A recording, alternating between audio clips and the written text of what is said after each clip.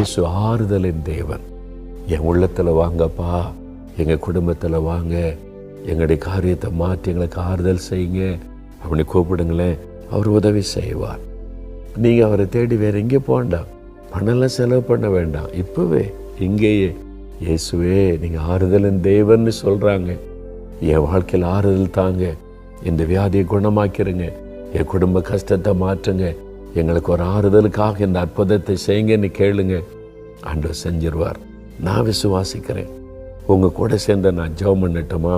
அப்படியே முடிஞ்சால் முழங்கால் போடுங்க, அல்லது அப்படியே கை கூப்பி கண்ணை மூடி இயேசுவை கண் முன்னால் நிறுத்தி, நீங்கள் எனக்கு ஆறுதல் கொடுக்க சிலுவையில் உங்களையே பலியாக கொடுத்தீங்களப்பா, எனக்கு அற்புதம் செய்யுங்கன்னு கேளுங்க.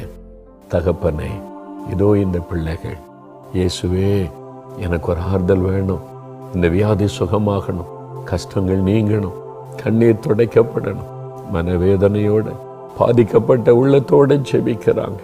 இவங்களுக்காக சிலுவை சுமந்தீங்க, அடிக்கப்பட்டீங்க, ஆண்டவரே நொறுக்கப்பட்டீங்க, அதை நினைத்தருளுங்கப்பா. இந்த பிள்ளைகளுக்காக சிலுவையில் உண்மை பலியாய் கொடுத்ததை நினைத்தருளுங்க. என்னுடைய பாவத்தை மன்னிச்சு அந்த வியாதியை குணமாக்குங்க. அந்த நோய் மாறட்டும். அந்த மரண வியாதி இயேசுவின் நாமத்தில் விலகட்டும்.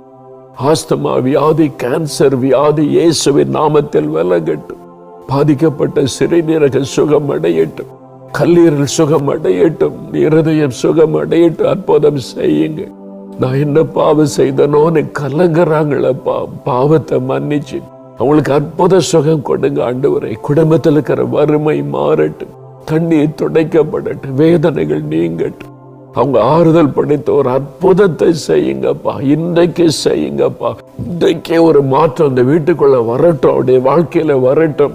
இயேசுவின் நாமத்தில் ஒரு சுகமும் மாற்றமும் உண்டாகட்டும். ஆண்டவருடைய தழும்புள்ள கரம் தொட்டதற்காக உங்களுக்கு ஸ்தோத்திரம், உங்களுக்கு ஸ்தோத்திரம். நல்ல மாற்றத்தை காணட்டும். இன்றைக்கே ஒரு அற்புத மாற்றம் வீட்டுக்குள்ளே உண்டாகட்டும்.